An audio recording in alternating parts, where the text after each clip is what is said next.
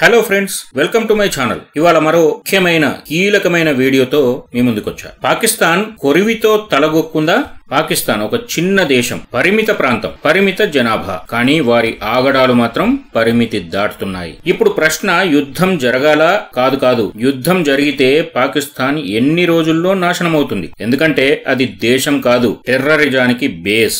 Number 1, comparison. ముందు ఒక చిన్న లెక్క చూద్దాం.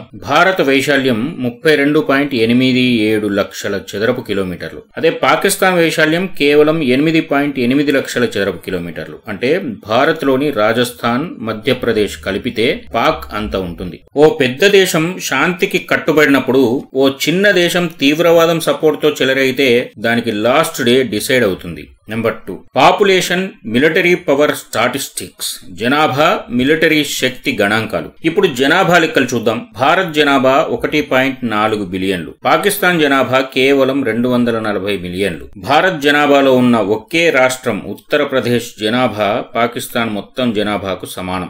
మిలిటరీ పరంగా చూసినా పాకిస్తాన్ చాలా పరిమితం. భారత ఆర్మీ 14 లక్షల మంది సైనికులు, 11 లక్షల రిజర్వ్ ఫోర్స్. ప్రపంచంలోనే 4వ అతిపెద్ద defence budget $75 billion. Pak army 6 లక్షల మంది సైనికులు, బడ్జెట్ కేవలం $10 బిలియన్. ఒక్క భారత్ లోని మిలిటరీ స్కూల్స్ తో పోల్చిన పాకిస్తాన్ సరిరాదు. ఇది ఓపెన్ వార్ అయితే గణాంకాలే గెలుస్తాయి, ఆయుధాలు మాట్లాడతాయి, ఉగ్రవాదం కాదు. నెంబర్ 3, ఉగ్రవాదమే ఆయుధమైన దేశం. పాకిస్తాన్ ఓ సైనిక దేశం కాదు, అది ఒక తీవ్రవాద నిర్మాణ కేంద్రం. పాకిస్తాన్కి మిగిలింది ఒక్కటే, తీవ్రవాదం. తమ ఫైనాన్షియల్ సిస్టమ్ దెబ్బతిన్నా, ప్రజలు ఆకలితో అలమటిస్తున్న పాకిస్తాన్ సైనిక వేషంలో దాగిన ఉగ్రవాదులను తయారు చేస్తోంది. పాఠశాలలకు బదులు మదర్సాలు, ఉద్యోగ అవకాశాలకు బదులు ఉగ్ర శిక్షణ శిబిరాలు. వాళ్లకు ట్యాంకులు తక్కువే, కానీ ఉగ్రవాదులను ఆయుధాలుగా వాడుతున్నారు. అంతర్జాతీయంగా 27కు పైగా ఉగ్రవాద సంస్థలు పాకిస్తాన్ ను కేంద్రంగా చేసుకున్నాయి. ఓ దేశం తన సైనికుల కన్నా ఎక్కువగా ఉగ్రవాదుల్ని తయారు చేస్తే అది ఆ దేశ వినాశనానికి సంకేతం. Number 4, imaginary scenario. యుద్ధం జరిగితే, ఒక్కసారి యుద్ధం మొదలైతే ఎక్కడ మొదలవుతుందన్నది కాదు, ఎప్పుడు ముగుస్తుందన్నదే ప్రశ్న. ఇండియన్ ఎయిర్ ఫోర్స్ స్ట్రెంగ్త్ చూద్దాం. Rafale fighter jets, Sukhoi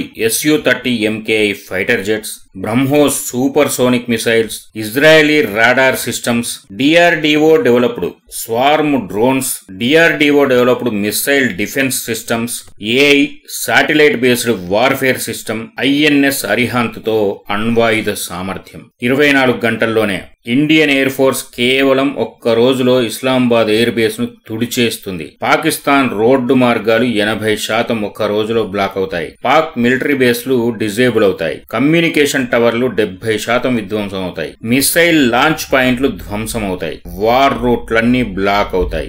BrahMos మిసైళ్ల వేగం 3 మ్యాక్, అనగా శబ్ద వేగానికి 3 రెట్లు ఎక్కువ. ఆ మిసైళ్ల టార్గెట్ పాకిస్తాన్ లాజిస్టిక్సే అయితే కేవలం నిమిషాలు. ఒక్క INS అరిహాంత్ అణు సబ్మెరీన్ నుంచే పాకిస్తాన్ కు మరణ శాసనం రెడీ అవుతుంది. నెంబర్ 5, సైకలాజికల్ వార్, మానసిక యుద్ధం. పాకిస్తాన్ ప్రజలు ఆకలితో ఉండొచ్చు, కానీ వాళ్ల మెదడుల్లో మాత్రం భారత్ మీద ద్వేషం నిండిపోయింది. ఎందుకంటే ప్రభుత్వాలు అక్కడ ప్రజల సంక్షేమం అంటే పబ్లిక్ వెల్ఫేర్ చూడవు, కేవలం రెచ్చగొట్టే ప్రసంగాలు వినిపిస్తాయి. భారత్ మాత్రం సహనం కలిగిన దేశం, శాంతిని కోరుతుంది, కానీ సహనాన్ని పరీక్షిస్తే శక్తి ఎలా ఉంటుందో ప్రపంచమంతా చూసింది. నెంబర్ 6, వార్నింగా.